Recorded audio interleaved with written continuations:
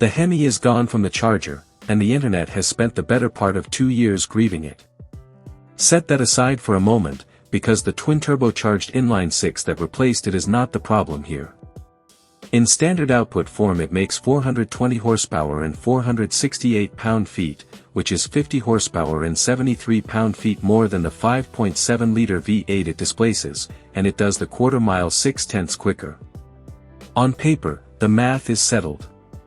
Dodge won that argument. What Dodge has not settled is everything that happens between the driver and the machinery. A week in a 4-door R/T trim turned up a car with genuinely excellent bones, a shape that finally honors the badge, a cabin roomier and more comfortable than anything wearing this nameplate before it, and ride quality that shames most performance sedans on 20-inch wheels. It also turned up an infotainment system that froze repeatedly and a throttle calibration so jumpy and non-linear that it undermines the engine's whole case for existing. Dodge finally made a Charger that looks like one again. Walk up to this thing and the first thing you notice is that somebody in Auburn Hills went back and studied the source material. The long hood, the fastback roofline, the way the rear haunches swell out over the widest body in the industry. It reads as a Charger in a way the outgoing car never quite managed.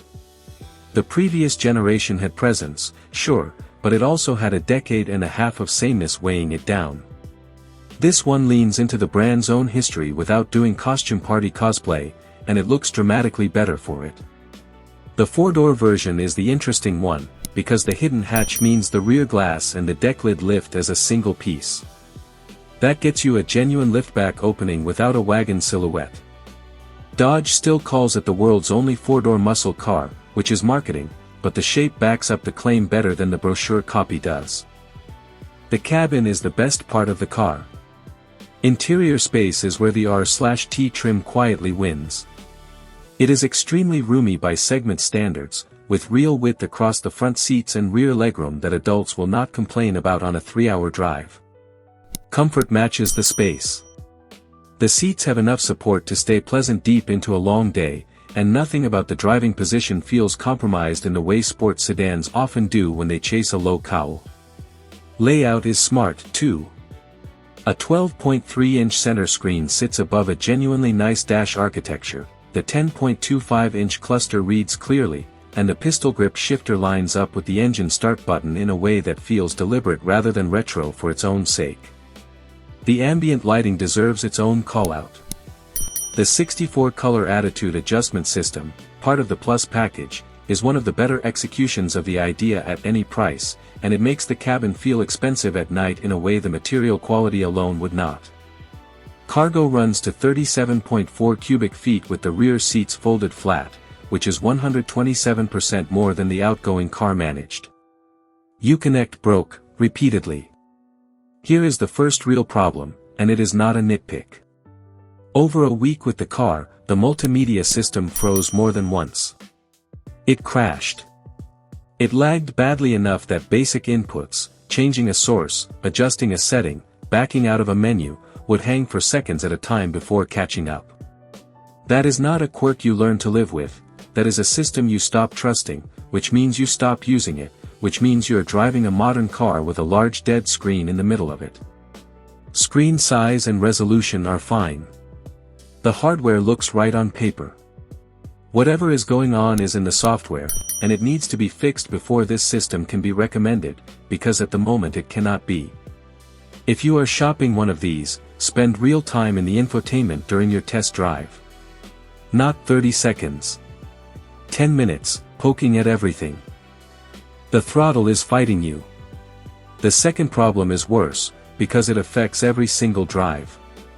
Dodge's own engineering materials make a lot of noise about the 6-pack standard output engine's twin 50mm low-inertia turbochargers, its counter-rotating turbine assemblies, the 22 psi of boost, the promise of full peak torque by 2,500 revolutions per minute and near-instant response.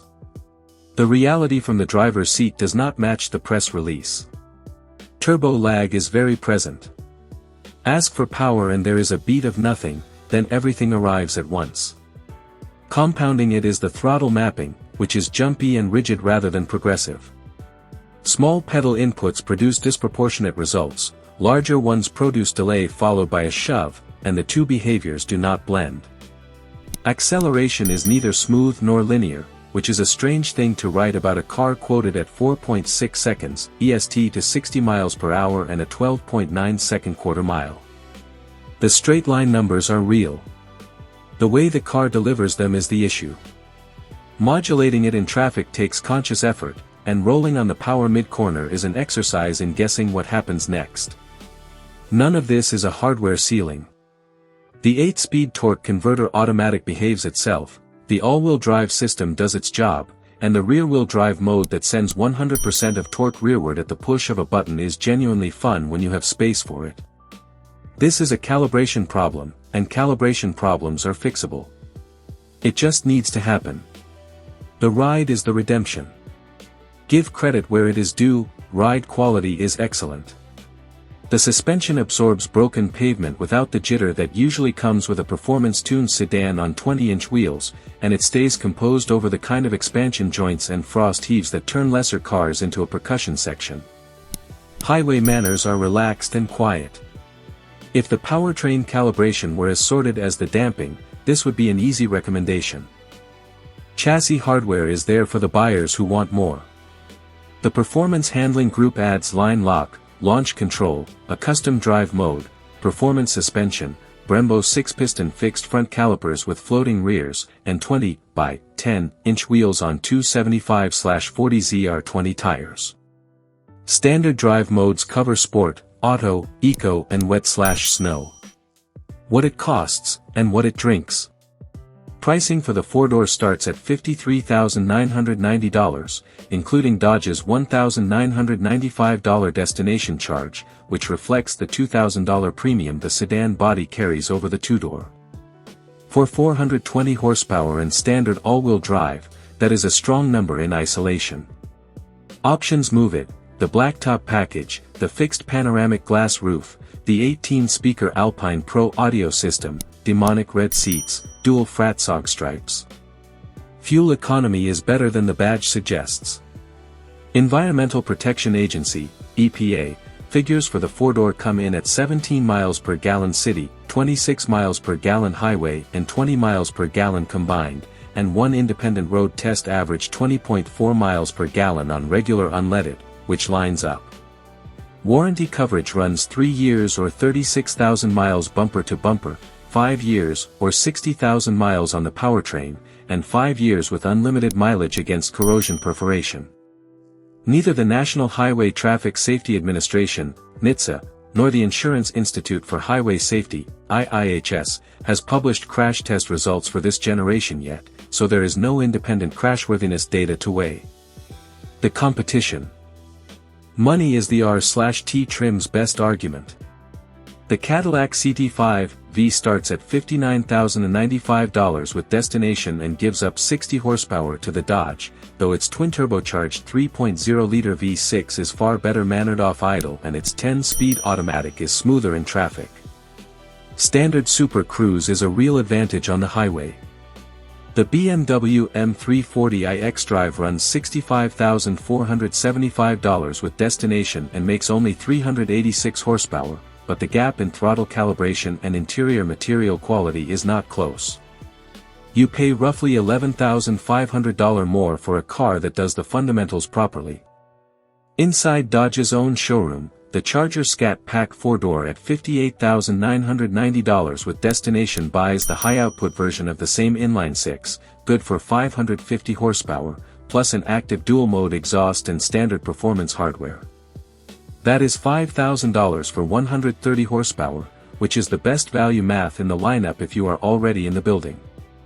The honest summary, the R/T trim is the most affordable way into an all-wheel drive muscle car with this much output, and it is also the least refined car in this group. Whether that trade works depends entirely on how much time you spend in stop-and-go traffic. The verdict. You will love how this thing looks in your driveway and how much room your passengers get. You will not love the drive. The throttle jumps, the boost arrives late, and the screen you rely on freezes often enough that you learn to ignore it. Buy this if styling and space top your list and you mostly cruise. Skip it if you commute in traffic or care about a powertrain that responds predictably. The bones underneath are legitimately good, which makes the rough edges more frustrating, not less. Test drive a long one before you sign.